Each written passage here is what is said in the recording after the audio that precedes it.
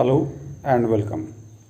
Today I am going to discuss a famous lyric by the American poet Robert Frost, Stopping by Woods on a Snowy Evening. Robert Frost was born on 26th March 1874 and he was laid to rest on January 29, 1963. During his lifetime, he rose to an iconic level of appreciation and recognition as a poet in America. He was very dear to John F.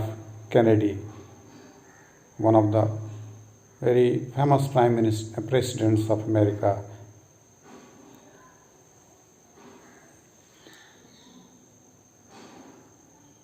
As a poet, Robert Frost won 4 Pulitzer Prizes for poetry. This poem, Stopping by Woods on a Snowy Evening, was written by Frost in 1922 and was published in his collection of poems titled New Hampshire in 1923.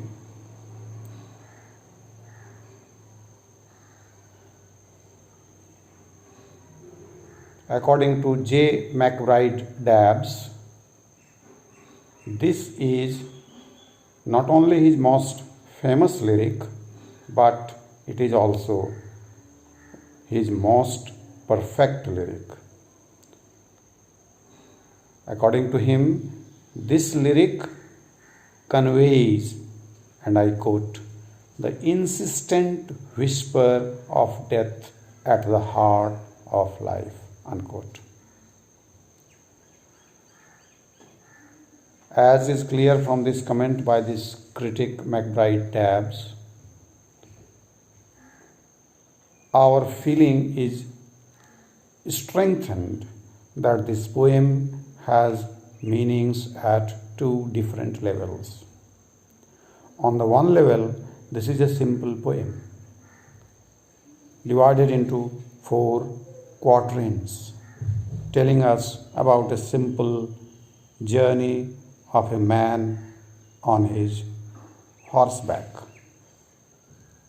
But on a deeper level of meaning, this is about the journey through life into death, through life unto death.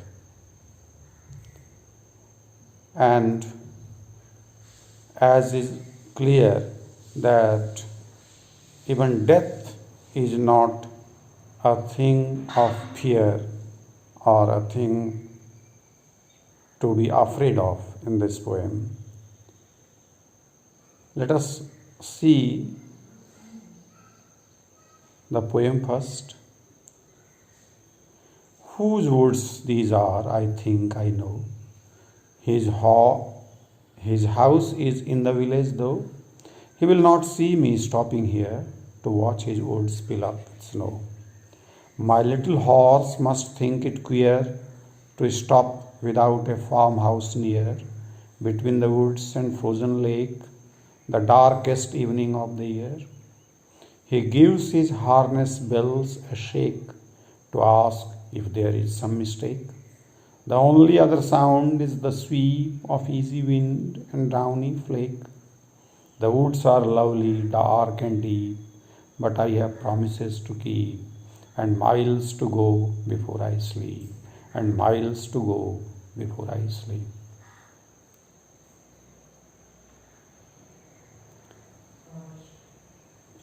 In this poem, on the plain level of reading, we find that a poet is passing through a snowy wood where the beauty of that place attracts him, and he stops and he wants to know if it will be better to stay there for some time. There is some internal dialogue going on in his mind. First of all, he thinks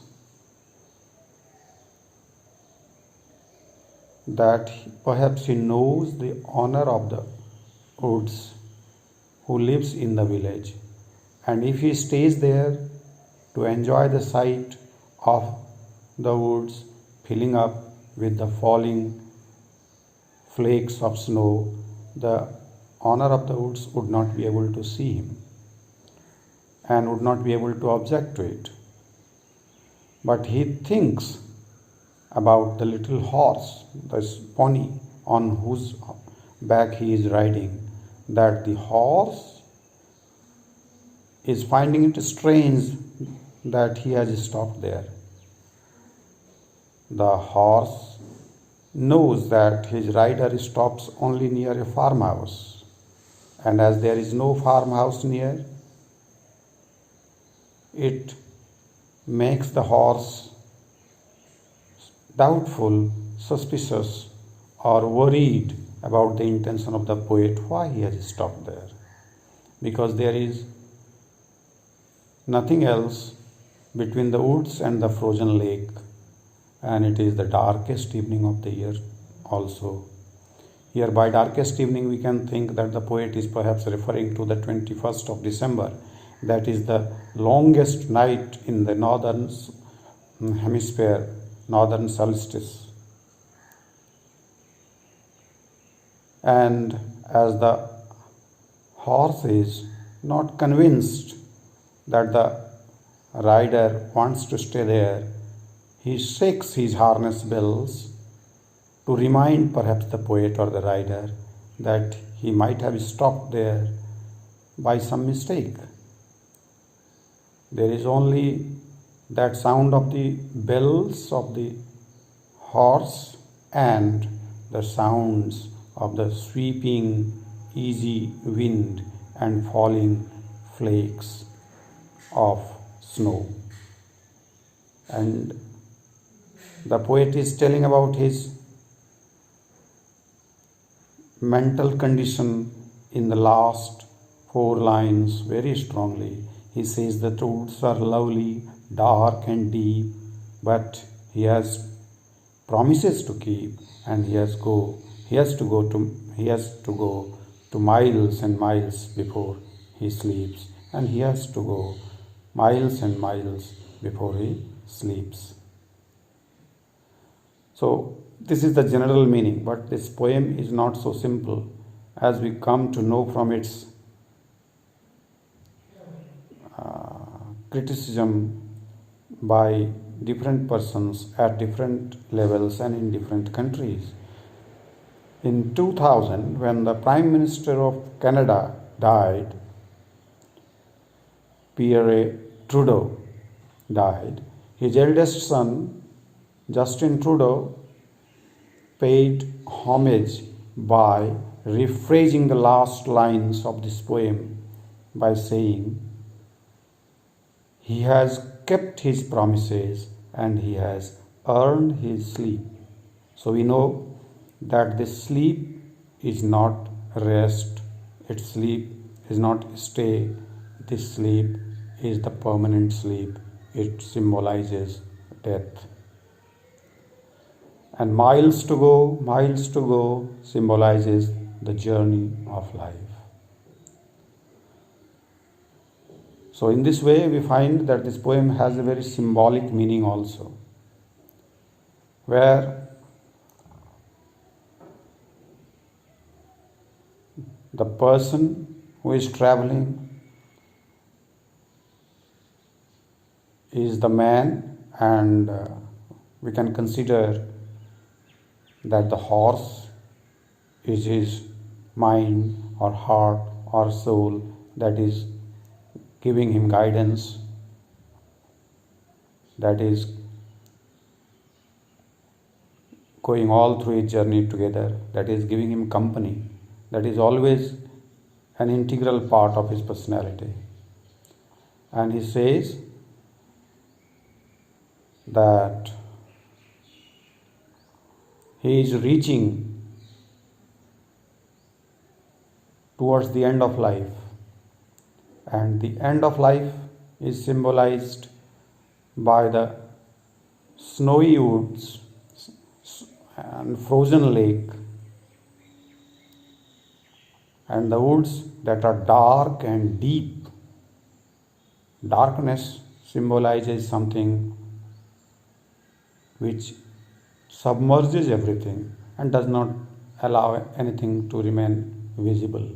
In the same way, depth or deep is also something that envelops things within itself and makes things invisible, like the unknown world of the life after death, unknown world of death. And the poet is using contradictory expressions to express, to delineate the woods, to present the picture of woods, when he calls them at the same time lovely and dark and deep. Something that is lovely and at the same time dark and deep suggests that the poet is not afraid of death. He knows that death is dark and it is deep, but it is lovely because it symbolizes the culmination of his journey, the fulfillment of the journey that he has to pass through. And the darkest evening of the year, in that sense, in that symbolic sense, can also be taken the end of life. The year is the life, and the darkest evening of the year may be the last day of the life, last evening of the life. Frozen lake is also a symbol of lifelessness, end of life. So all these symbolic meanings give the poem